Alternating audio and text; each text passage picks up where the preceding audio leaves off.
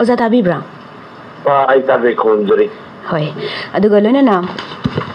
Thoram asida saruk yabiningbasingna aikoigi studio ki telephone number 8132880336 amuktang hananing singjage 8132880336 number asida dial tawbiraktuna ngasigi ipawgi thoram asida saruk yabirakpa yaragani. Ahanba phone call lokachage. Hello. Hello, good morning, ma'am. Good morning.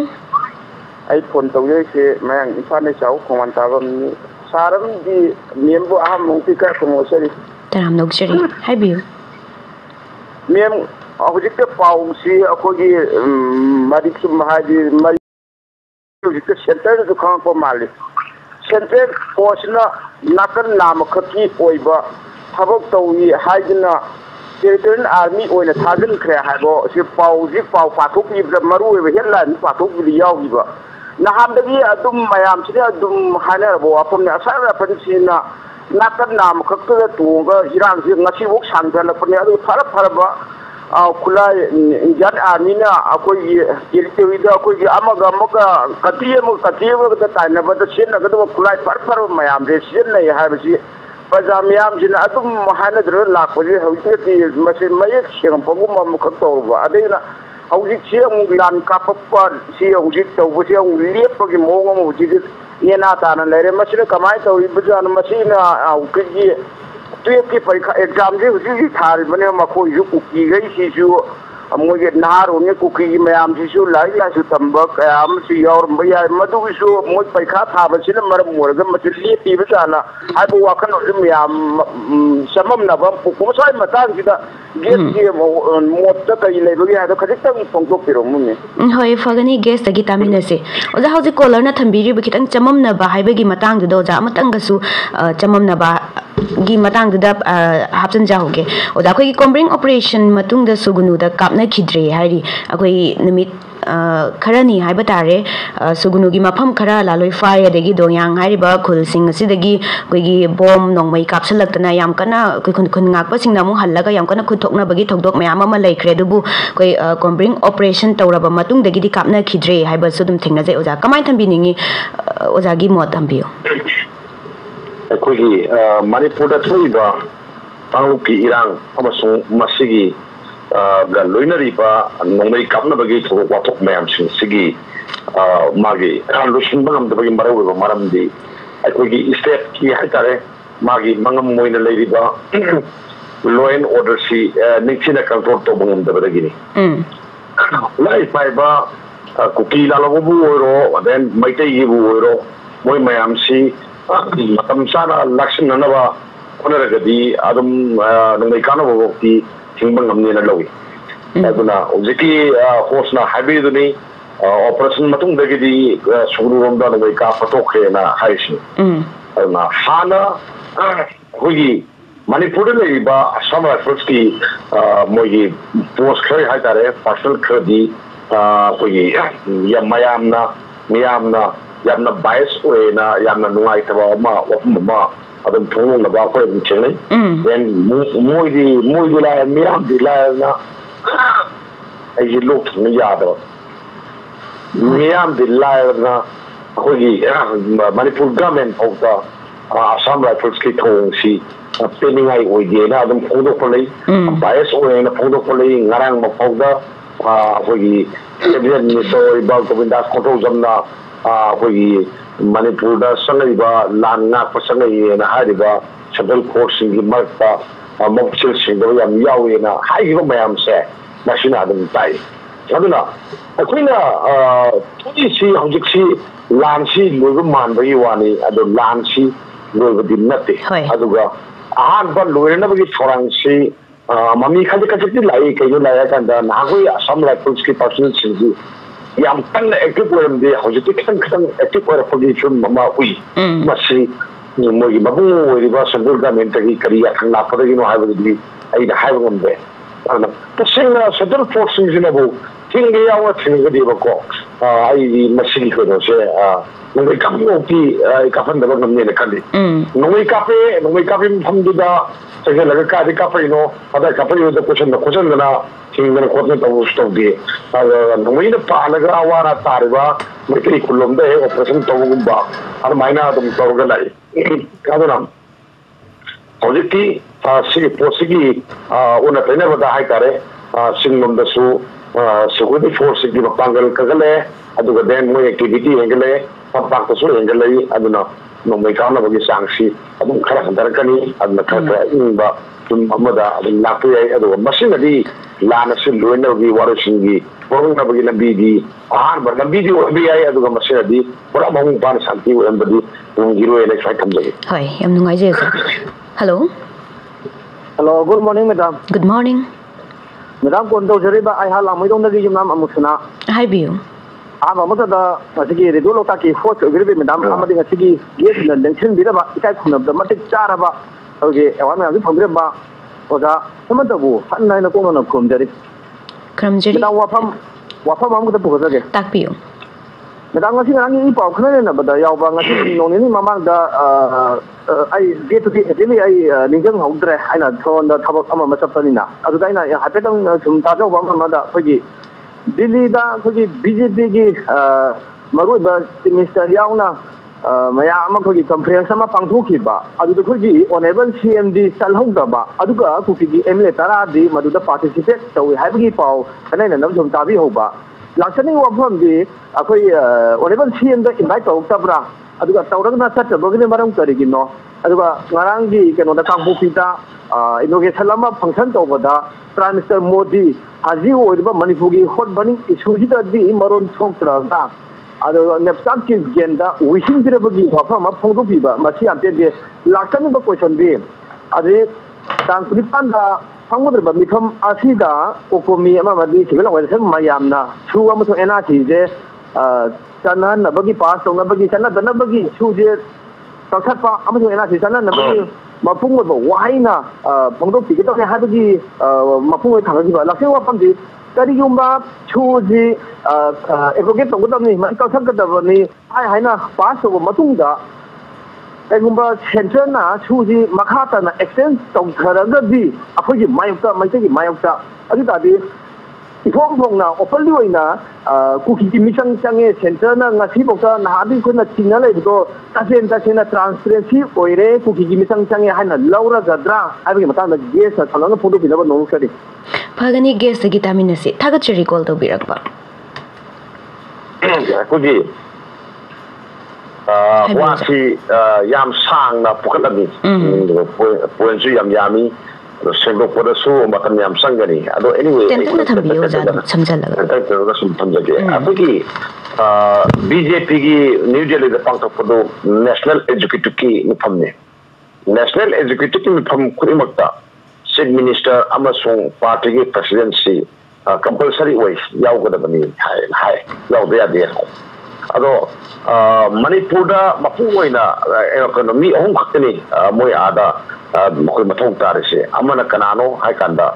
ꯑꯩꯈꯣꯏꯒꯤ chief ꯃꯤꯅꯤꯁꯇꯔꯅꯦ then ꯄꯥꯔꯇꯤꯒꯤ president ꯁꯔꯗꯥꯅꯦ ꯑꯗꯨꯒ ꯑꯃꯅ ꯑꯩꯈꯣꯏꯒꯤ power minister ꯑꯣꯏꯔꯤꯕ ꯑꯩꯈꯣꯏꯒꯤ ꯀꯩꯅꯣꯒꯤ TS ꯕꯤꯁꯣꯔꯖꯤꯠꯅꯦ ꯃꯣꯏ 3ꯁꯤꯅꯤ ꯑꯇꯩꯗꯤ ꯑꯗꯨꯝ ꯃꯁꯥ ꯃꯔꯦꯡ ꯑꯣꯏꯅ ꯁꯨꯝ ꯌꯥꯎꯖꯕꯩ ꯋꯥꯅꯤ ꯑꯗꯣ ꯊꯣꯏꯗꯣꯛꯅ ꯀꯥ ꯍꯦꯟꯅ ꯃꯗꯨꯒꯤ ꯏꯝꯄꯦꯛ ꯀꯩꯁꯨ ꯂꯩꯇꯦ ꯃꯣꯏꯅ ꯋꯥꯐꯝ ꯑꯃ ꯄꯨꯈꯠꯄ ꯌꯥꯕꯒꯤ ꯔꯨꯝ ꯂꯩꯇꯦꯅ ꯑꯩ ꯁꯟꯗꯣꯛ ꯊꯝꯖꯒꯦ ꯑꯗꯣ ꯁꯤꯃ ꯂꯩꯔꯦ ꯑꯗꯨꯅ ꯁꯤꯗ ꯆꯤꯐ ꯃꯤꯅꯤꯁꯇꯔ ꯅꯣꯡꯊꯣꯝꯕꯝ ꯕꯤꯔꯦꯟ ꯁꯤ ꯍꯟꯗꯛꯇ ꯅꯠꯇꯦ ꯅꯍꯥꯟꯃꯨꯛꯁꯨ ꯑꯗꯨꯝ ꯌꯥꯎꯗꯦ ꯍꯟꯗꯛꯁꯨ ꯌꯥꯎꯗꯕꯒꯤ ꯃꯔꯨꯑꯣꯏꯕ ꯃꯔꯝ ꯌꯥꯝ ꯂꯩꯔꯝꯒꯅꯤ ꯑꯩꯈꯣꯏꯅ ꯈꯪꯕ ꯈꯔꯗ ꯁꯤꯗ ꯍꯧꯖꯤꯛ ꯌꯥꯝꯅ ꯂꯥꯡꯕꯅꯤꯅ ꯑꯩꯈꯣꯏꯒꯤ ꯅꯣꯡꯃ ꯅꯤꯅꯤꯒꯁꯤ ꯍꯥꯏꯗꯣꯛꯑꯒ ꯗꯦꯜꯂꯤꯗ ꯆꯠꯂꯒ ꯁꯦꯟꯇ꯭ꯔꯦꯜꯒꯤ ꯂꯨꯆꯤꯡꯕꯁꯤꯡ ꯎꯅꯔꯒ ꯋꯥꯔꯤ ꯁꯥꯕ ꯈꯣꯠꯄ ꯑꯃ ꯇꯧꯕꯗ ꯈꯨꯗꯣꯡꯆꯥꯗꯕ ꯌꯥꯝ ꯂꯩꯔꯝꯒꯅꯤ ꯑꯗꯩ ꯁꯤꯒꯤꯁꯨ ꯃꯊꯛꯇ ꯂꯥꯟ ꯅꯪꯉꯤꯕꯅꯤꯅ ꯃꯗꯨꯗ ꯃꯌꯥꯝꯅ ꯄꯥꯎꯃꯤ ꯃꯌꯥꯝꯅ ꯍꯪꯕ ꯋꯥꯍꯪꯒꯤ ꯄꯥꯎꯈꯨꯝ ꯃꯥꯅ ꯄꯤꯕꯗ ꯈꯤꯇꯪ ꯅꯨꯡꯉꯥꯏꯇꯕ ꯌꯥꯎꯒꯅꯤ ꯈꯨꯝꯕ ꯌꯥꯗꯕ ꯌꯥꯎꯒꯅꯤ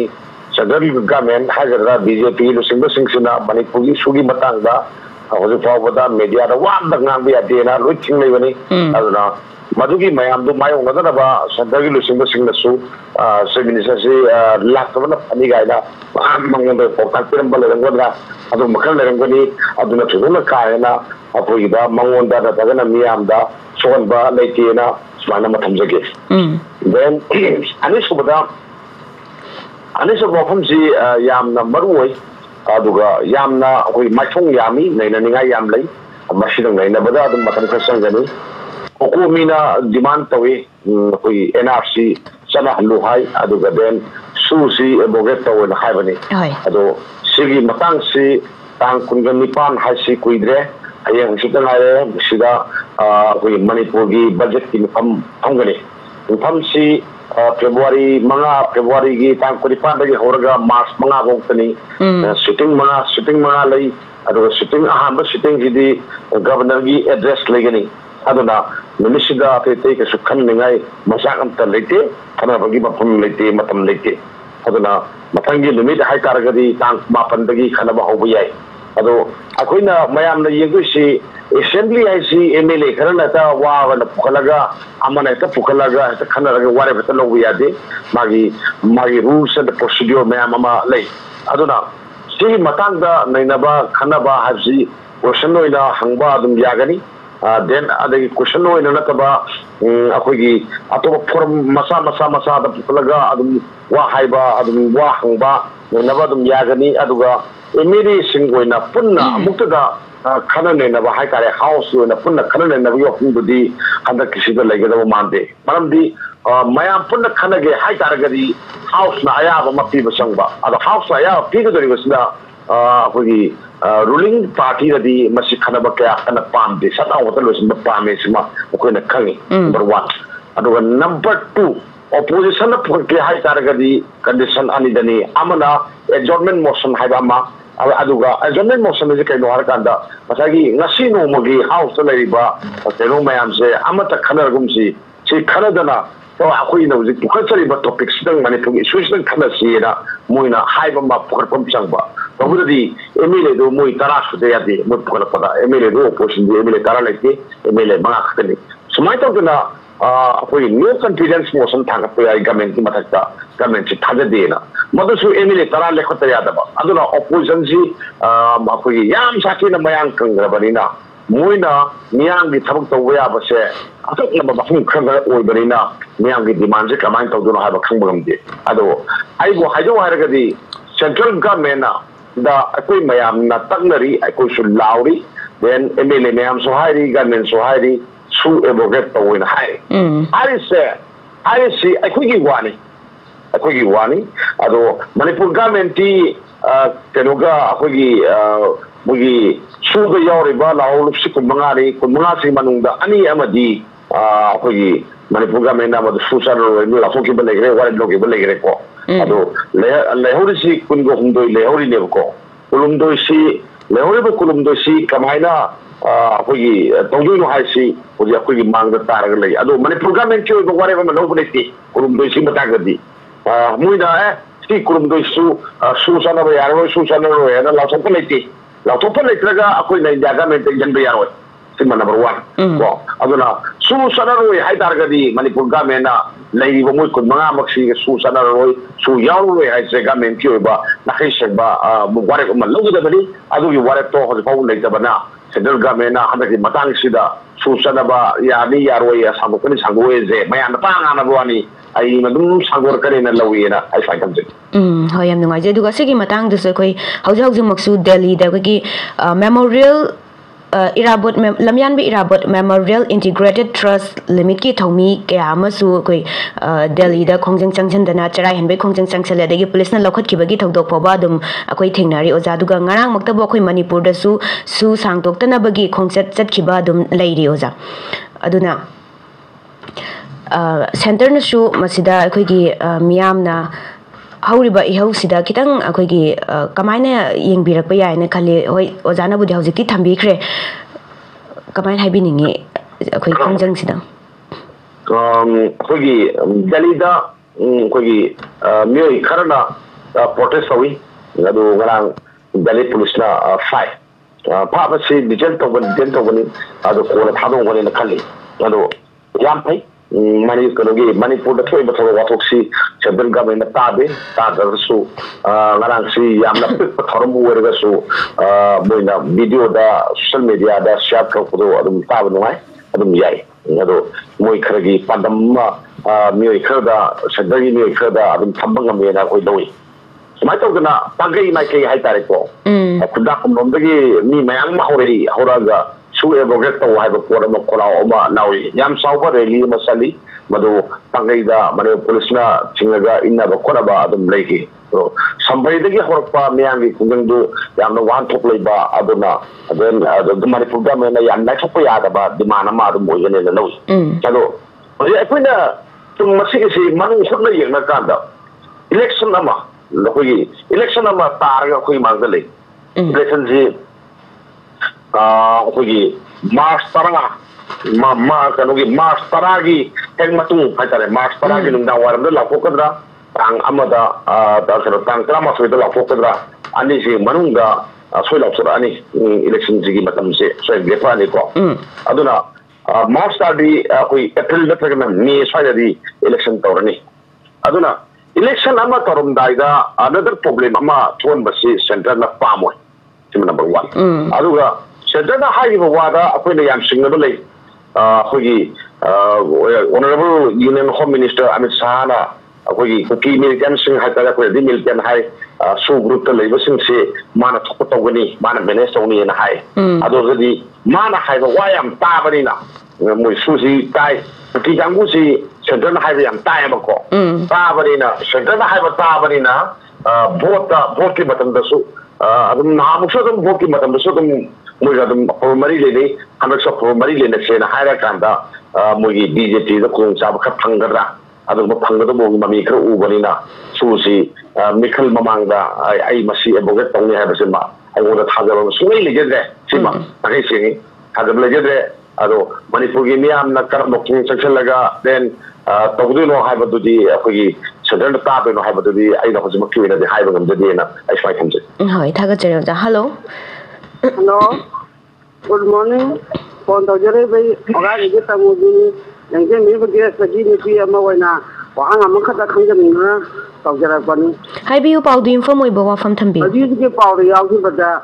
सा पार्लियामेंट्री में फम पांगथोनी हाजि की बदो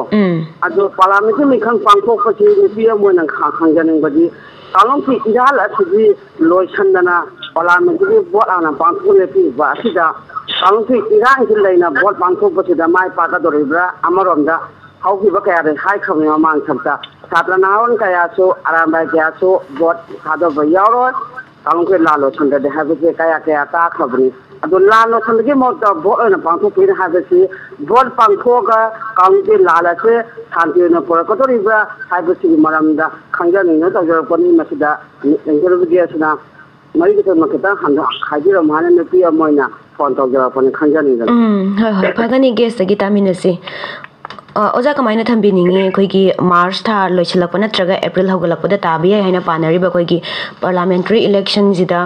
अखोइगी तोंगान तोंगान बलुब अरामबाई फौबनबो इलेक्शन यावरोय हैबगी मतंग यावरी अदुदगी कोइ सीपीआई नसु पार्लियामेंट्री की मिखल पांगथोपगी मतम नते हैबगी वाफम सदुम फोंगदो ए ओजा थंबियु अखोइगी इलेक्शन हासी नेशनल फेस्टिवल अमगुबन अखोइगी नेशनल सिगी अखोइ पांगथोकबा यादबा कॉन्स्टिट्यूशन की अदुबा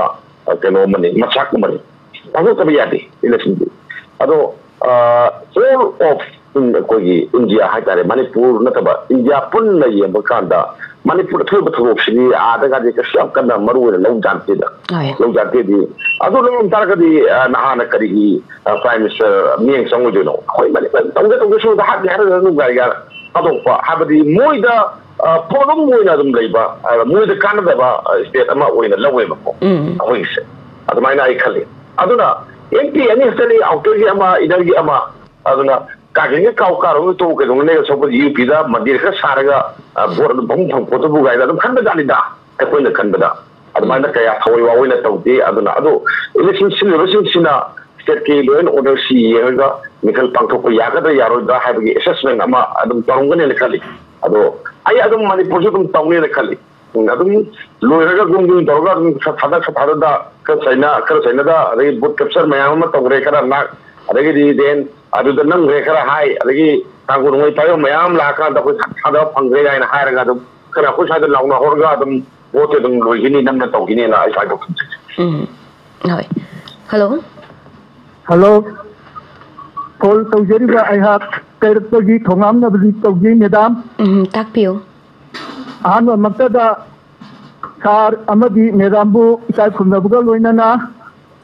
ngarang numidang waram gi ibigi paugi wafam abatang lokhachari ai biu hau kiba sugunu kendrada BJP gi mirep oikiba M Dinotna kamkiba wafam amada hawjik sugunuda irang thogliba asi MLA ke Ranjitna lusingduna peace committee ama semlubadagi thokibani maramdi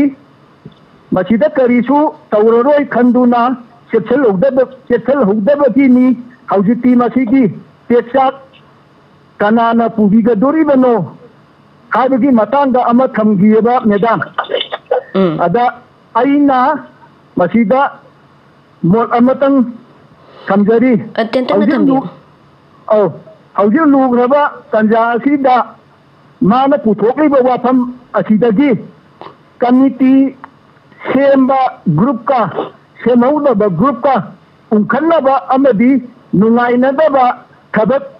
thongla oidra haibagi matangda akhoi sardagi wafam khajitang khamjage madam thank you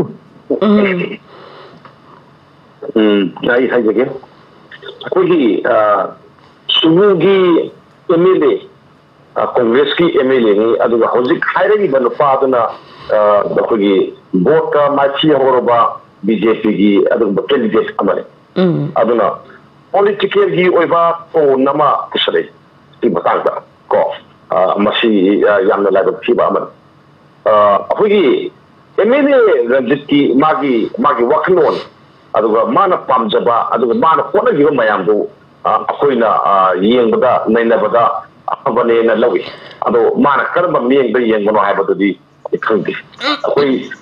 akogi mana peace committee ama semjegi mamangi wari khasu adum lei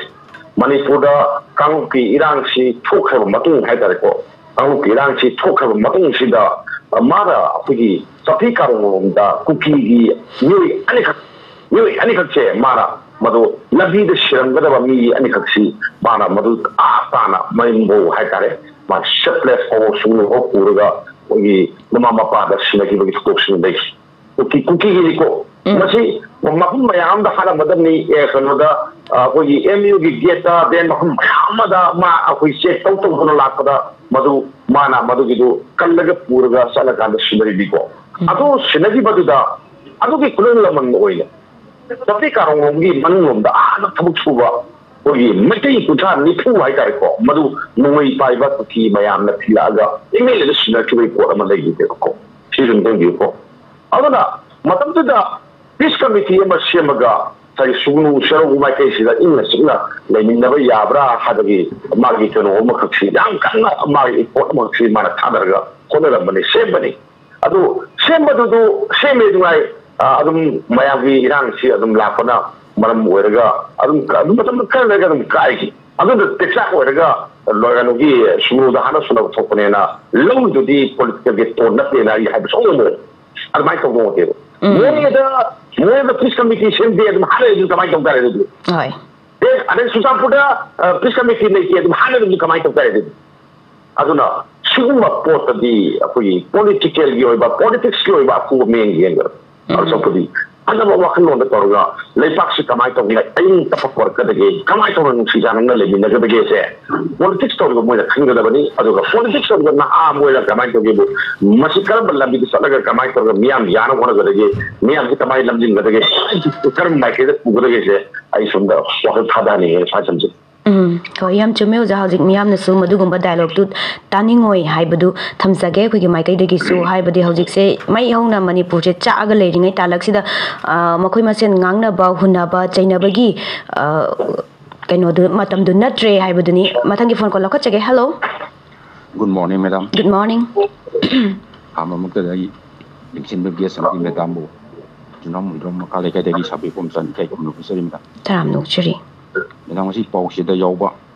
We am 20 so I be we Manipuri Guy come the Zeriba. We Governor Magi Sahima, we Mapung Park of Jenda Mana Pongo Pasi. We Manipura Atubu Matamda in Tapa, people from the Ragani in Haiba. We Manipurida Akang Haika. We Kamnai Bakayamanazo, we public, we Pangsal Lamada, Manipur Irangi, and the Lani and the Lanina Sum Tambiba. And the Miam the Dipok in Pili, and the Tabak they won't talk about. The Manipur Yam Namaruba, we Ikai Konezi, but Governor Bunazuma, Unamatamda, Hekunabamatam, Emelazing, she was in Akudi, Masuna, Bakodi Manipuri, we Sakna Basing. And the MLA Minister Sing and Zukunamatamda, Yam Tun to Hanzani, the Haiba, and the Tabak that you want to talk about, we function the Nidum Lawiba. You must see, Karamine Lobayabage, and the Anish of the Tenta from the Tamzaka. Akoyi, Manipursi, Ima Iben Kande, Akoyi Shai Shu Hobby, Vano, the Akoyi Labanga Ibas, you can be, Masida, Akoyi, Logi Matumina, Akoyi Jen, the talking about Akoyi Shell. Marakam Tanchage, Marup Ibom Chagida, Ozana Wafam Tambi.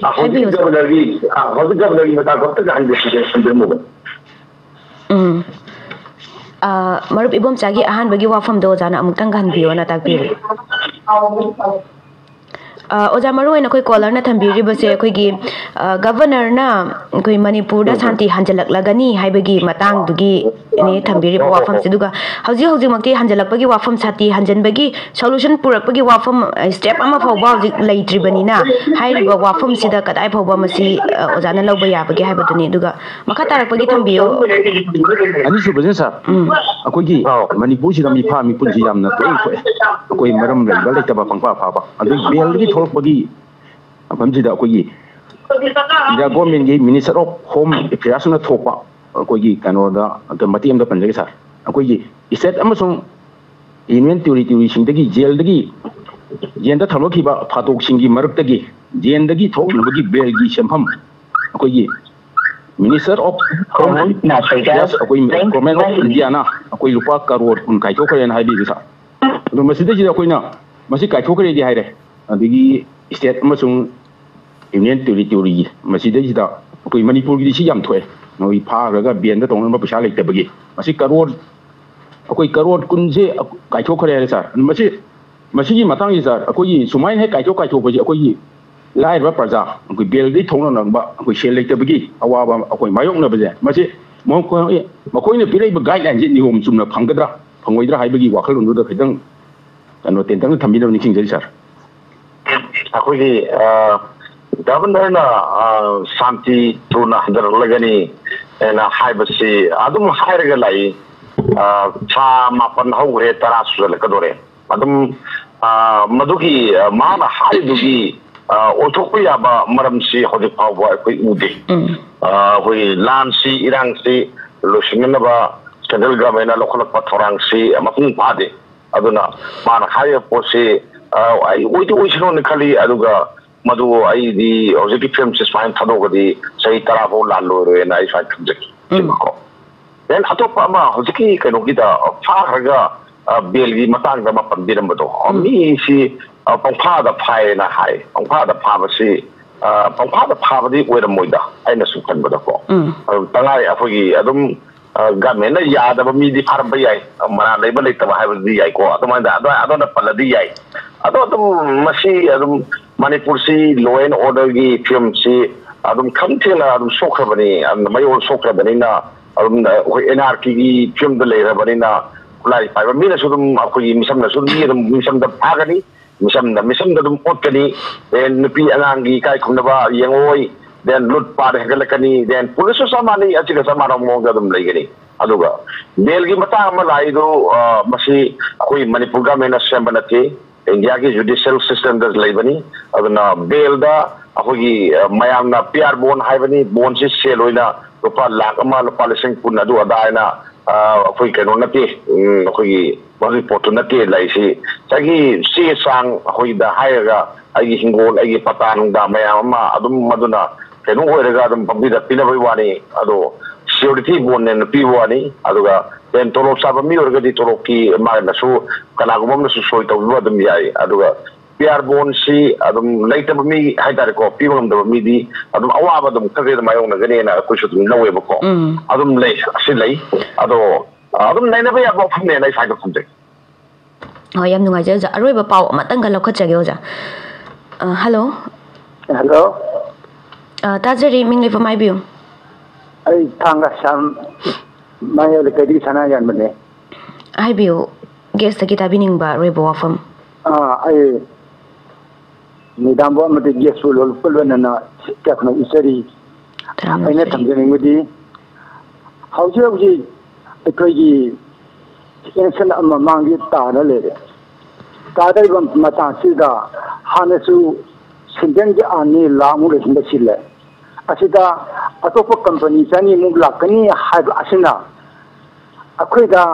ꯀꯔꯤ ꯑꯍꯣꯡꯕ ꯀꯔꯤ ꯑꯋꯥꯕ ꯅꯨꯡꯉꯥꯏꯕ ꯄꯨꯔꯛꯀꯗꯣꯏꯕꯅꯣ ꯅꯥꯀꯜ ꯑꯃꯗ ꯑꯥꯔꯝꯕ ꯑꯩꯅ ꯑꯩꯈꯣꯏ ꯃꯗꯨꯗ ꯚꯣꯠ ꯌꯥꯎꯔꯣꯏ ꯍꯥꯏꯕ ꯑꯃ ꯚꯣꯠ ꯌꯥꯎꯗ꯭ꯔꯒꯅ ꯀꯥꯟꯅꯕꯁꯤꯅ ꯀꯔꯤꯅꯣ ꯀꯥꯟꯅꯗꯕꯁꯤꯅ ꯀꯔꯤꯅꯣ ꯑꯃꯠꯇ ꯊꯥꯗꯔꯒꯁꯨ ꯑꯃꯠꯇꯒꯤ ꯐꯣꯟ ꯑꯗꯨꯝ ꯆꯠꯈ꯭ꯔꯅꯤ ꯑꯇꯩ ꯑꯃꯠꯇ ꯊꯥꯗꯔꯗ꯭ꯔꯁꯨ ꯑꯗꯨꯗꯤ ꯌꯥꯎꯗꯕ ꯍꯥꯏꯕꯁꯤꯒꯤ ꯃꯥꯡꯖꯕꯁꯤꯅ ꯀꯔꯤꯅꯣ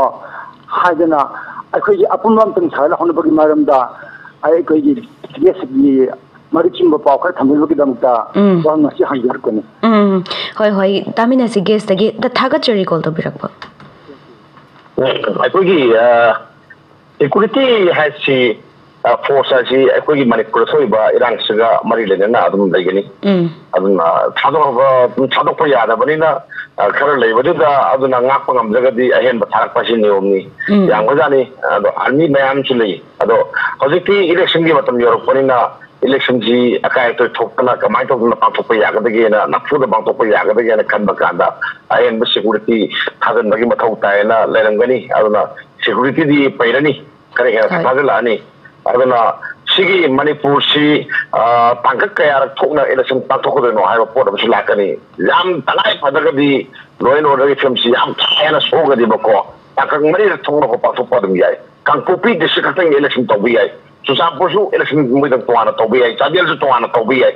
manga rak tare da thongna do dum engkai de bako enpazo ani thongna thwai yai kan kai de madu moina ngamgada ba security force ngada ngamgada ba moina tobu ngada du khallaga adum torkani aduna ahongba haibasi aduna honganba nake moigi election pangthokpagi yananabagi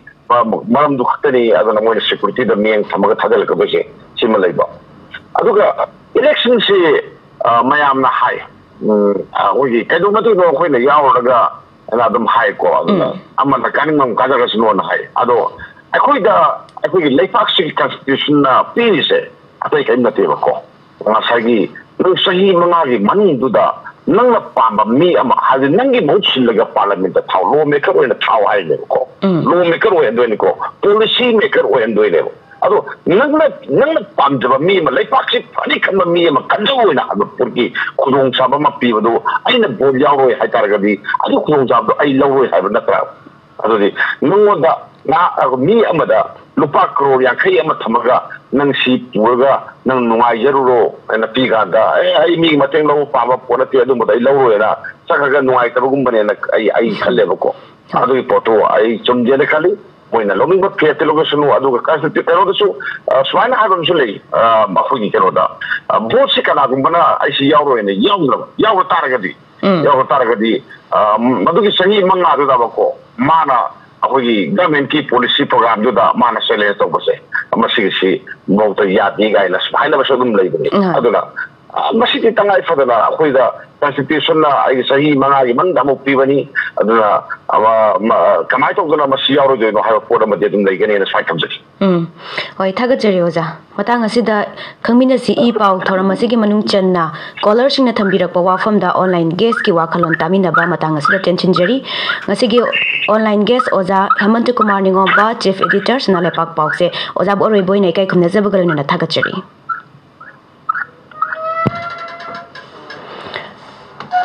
ꯑꯗꯨꯒ ꯂꯣꯏꯅꯅ ꯍꯧꯖꯤꯛ ꯃꯈꯥ ꯇꯥꯔꯛꯄꯗ ꯑꯃꯨꯛ radio ꯃꯔꯨꯞꯁꯤꯡꯅ ꯄꯥꯎꯗ ꯌꯨꯝꯐꯝ ꯑꯣꯏꯕ ꯏꯁꯥꯒꯤ ꯑꯣꯏꯕ ꯋꯥꯈꯜꯂꯣꯟ ꯊꯝꯕꯤꯔꯛꯅꯕ ꯅꯤꯡꯁꯤꯡꯖꯔꯤ